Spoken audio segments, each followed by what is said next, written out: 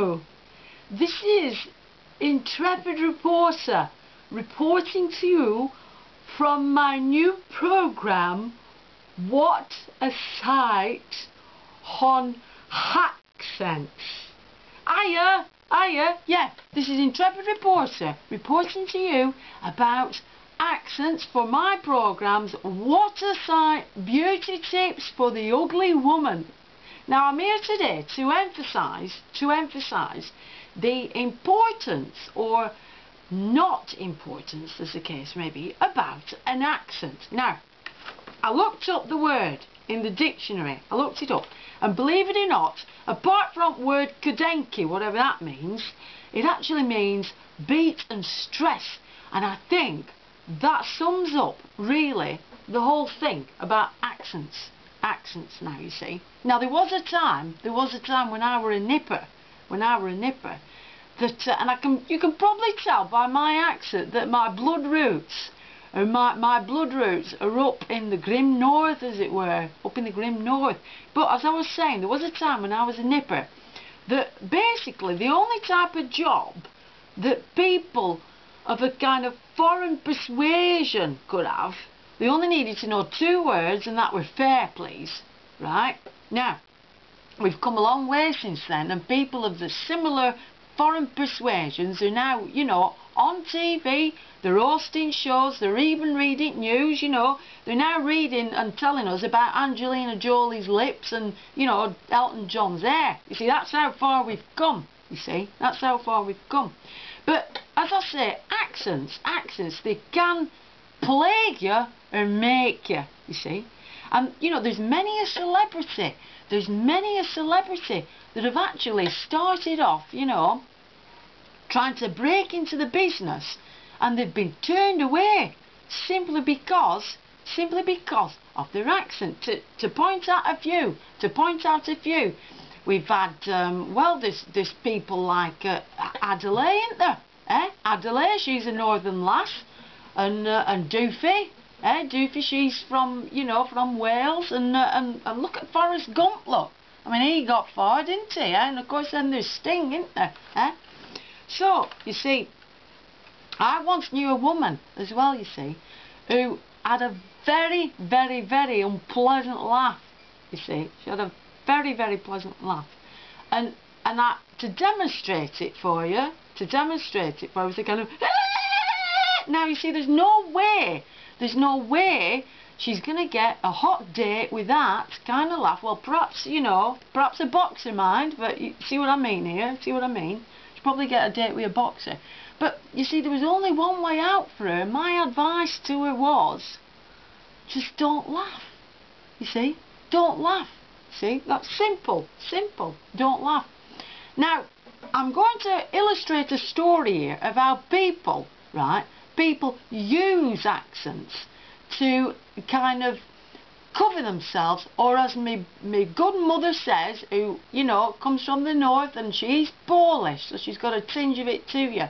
They use it as a facade, or a facade, as she would say, a facade. And to point this out, I was in the pool the other day, and I was, you know, having a rub down, and a lady was having a shower, you see, a lady. She was having a shower, and the noises that came out of that cubicle, you would not believe, I kid you not. It was like a pig, I mean piglets, I'm not joking. Anyway, I'm minding my own business. She comes out, and she's still moaning and groaning, and the phone goes off, her mobile goes off, you see. And bearing in mind, she's just been moaning like an injured pony. She picks this phone up and it's, hello, oh, darling.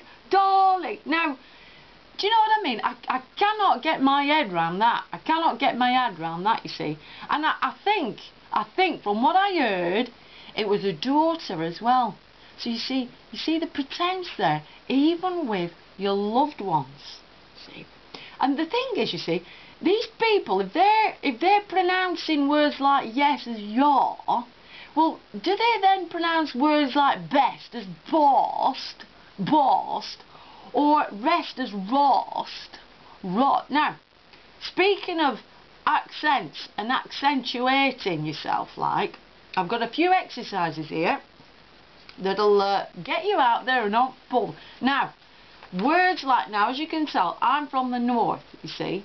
So, words such as wouldn't become won't.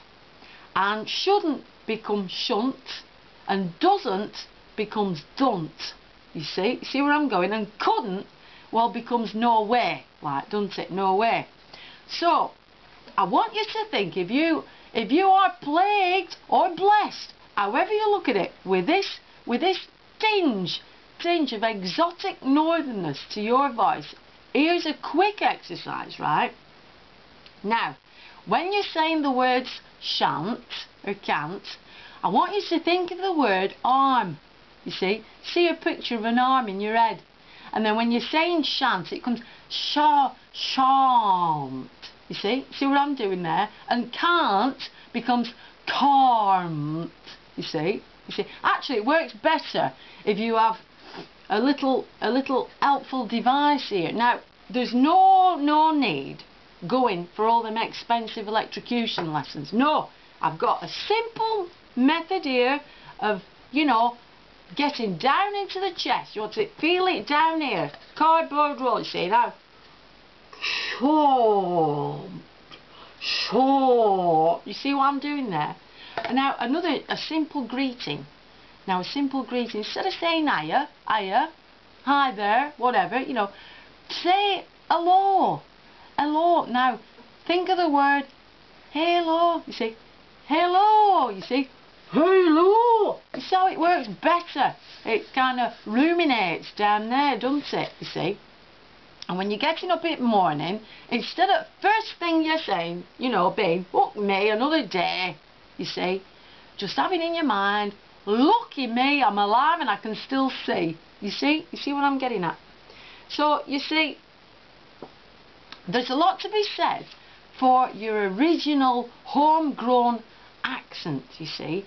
And, you know, the French, you know, they might be all very romantic with the je t'aime, the je t'aime. But you see, try saying that in English as a French person. I love you. I love you. I love you. It don't quite work, does it, you see? So, you know, it doesn't quite work, you see. And like I say, you know, you've got to kind of just deal with it day by day, you see. Have a cardboard roll at hand, you see. Or have a cardboard, or even try doing it as you're drinking, you see. That will try to re-educate the vocal cords, you see. Re-educate the vocal cords, you see. You can even try to go, Now, it might be a bit messy, but you can always get a flannel, can't you, and wipe it up. You know, there's nothing in the way. There's nothing in the way of stopping us getting, you know, shots of these accents and talking posh, like, isn't it? So, as I said, we'll go through those exercises again. Shan't, think arm. Shan't. You see what I'm doing there? Shan't. Hello becomes hello. Hello. And if you can't master that, just don't go out. See? Don't go out or pretend like you've got a contagious disease or something, or a throat infection, and you can't talk at all, you see. So that'll mask any kind of accent, can't it? But you see, I myself, I love the old accents. I love anybody's accents, although there was a time when I almost helped this chap who I thought was having a fit. He was on the street and he was talking to someone, and I thought he was having a fit, but he was actually from Glasgow, you see. But I love the Scottish accent, I really do. So, let's have no Ficardis, no Ficardis. And, you know, if you can't speak posh, then, you know, just never mind. I'll just stop up here. Before I go, you know.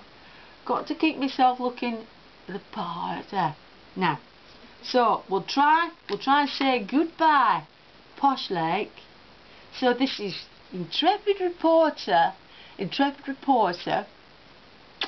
God bless, signing off for What's Sight, beauty tips for ugly lasses, beauty tips for ugly lasses, and I'll see you again soon, so take care.